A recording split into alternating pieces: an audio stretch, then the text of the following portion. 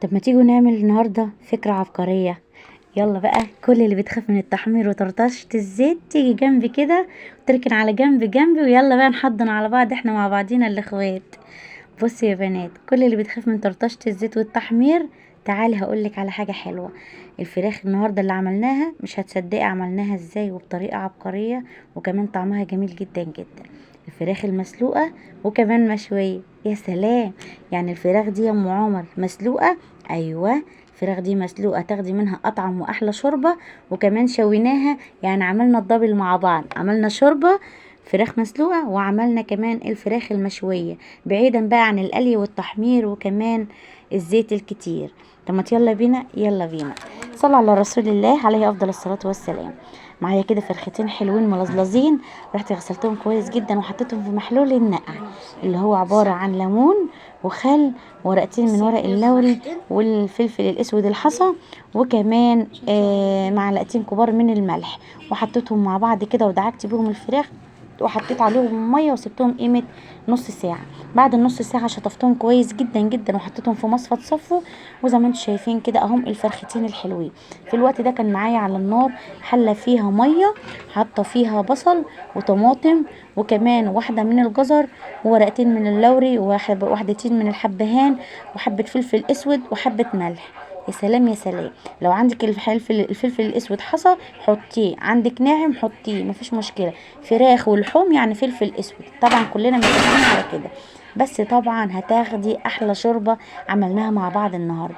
انا متعوده دايما اشوح الفراخ مع حته سمنه بلدي كده واشوحها، بس الفراخ بتاعت النهارده فراخ بيضه، فحبيت اعمل لها كمان شويه شوربه كده عسل اكنها فراخ بلدي. عايزه اقول لكم شوربتها تحفه، عيالي بس ايدي عليها، طعمها جميل جميل. في ناس كتير ما تحبش الفراخ البيضه ان هي تعملها شوربه، هقولك بعد الطريقه دي هتعمليها وهتحبيها. بصوا يا بنات، طريقتها جميله جدا جدا وسهله وبسيطه بالشكل دوت، وهنسيبها على النار لحد ما تستوي وبعدين هنرجع نبص عليها تاني. هتاخدي منها اطعم واحلى شوربه، وفي نفس الوقت هتوفري زيت التحمير والقليه، وهنشويها. يعني ضربنا عصفورين بحجر واحد، عملنا فراخ مسلوقه وخدنا منها اطعم شوربه، وكمان هنشويها وتاكلوا فراخ مشويه بالطعم المشوي. بس كده بس كده، ولا احلى ولا اروع من كده. عندك بقى شوربه تعملي بيها لسان عصفور، تعملي بيها الرز ابو شعريه، تعملي بيها المحشي.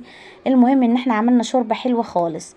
عايزه اقول لكم الشوربه او المرقه بتاعت الفراخ دي ما ترميهاش ولا تفرطي فيها، دي حاجه كده كنز اللهم بارك.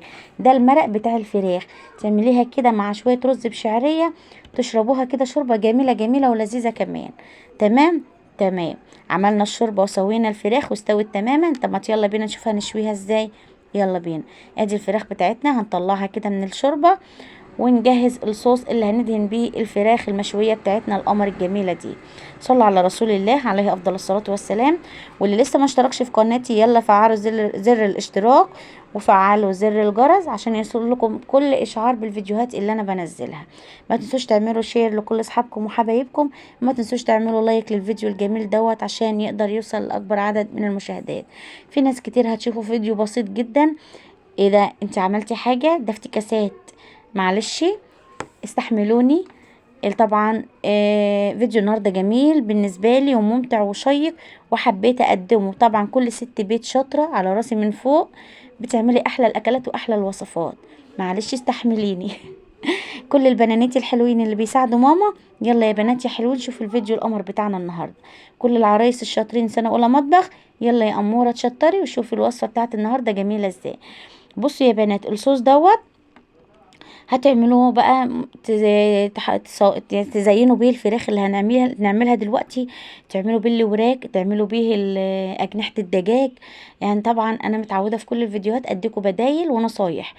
فزي ما بقول لكم كده الصوص دوت اللي هو عبارة عن ربع كوباية او ربع فنجان من عصير الطماطم. طبعا عشان ما عنديش صلصة، عندك صلصة هتستعمليها كده حلوة قوي تمام.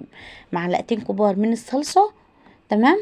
هتحطي عليهم معلقة صغيرة من البابريكا، هتحطي عليهم رشة قرفة، وكمان معلقة كبيرة من الزيت. تمام كده تمام كده. اضربي كله مع بعضه كده تمام. ويلا بقى ندهن وش الفراخ القمر بتاعتنا دي عشان ندخلها لتحت الشواية، وهتطلع باللون القمر الجميل اللي شفتوه كده في البداية. صلوا على رسول الله عليه افضل الصلاة والسلام. بصوا يا بنات، انا هدهن كده الفراخ من جميع الاتجاهات. تمام. هبدأ ادهنها كويس جدا بالفرشة من جميع الاتجاهات كده والجوانب بتاعتها، وبعدين اشغلها الشواية وادخلها تحت الشواية. كل فترة كل ما تحسي الجنب اللي اتحمر تبدأي تجيبيها وتقلبيها على الجنب التاني، على الاربع جوانب كده لحد ما تاخد معاكي اللون الذهبي الحلو الجميل دوت. عايزه بقى التركايه بتاع الفراخ المشويه اكنها مشويه وشاريها من عند الحاتي. هقولك يا ست البنات، بعد ما حمرناها تحت الشوايه وادتنا اللون المطلوب، هنجيب بقى حته فحمايه كده ونولعها، ونحط كده ايه قطعه من ورق الفويل في قلب الطاسه. وبعدين هننزل عليها بنقطتين من الزيت. تمام. هنحط الفحمية هنولعها وهنحطها على ورقة من الفويل كده في أرضية الطاسة، وهنحط عليها نقطتين من الزيت. هتطلع الدخنة بتاعتها، هتغطي عليها كده الفحم اتبخر مع الفراخ، وأحلى فراخ مشوية أكلتيها، وكمان عملت شوربة تستاهل بقكم. حبايب قلبي، ما تنسونيش في دعواتكم وشير ولايك وسبسكرايب للقناة. بحبكم في الله، أحلى متابعين في الدنيا. ربنا يديمكم نعمة في حياتي.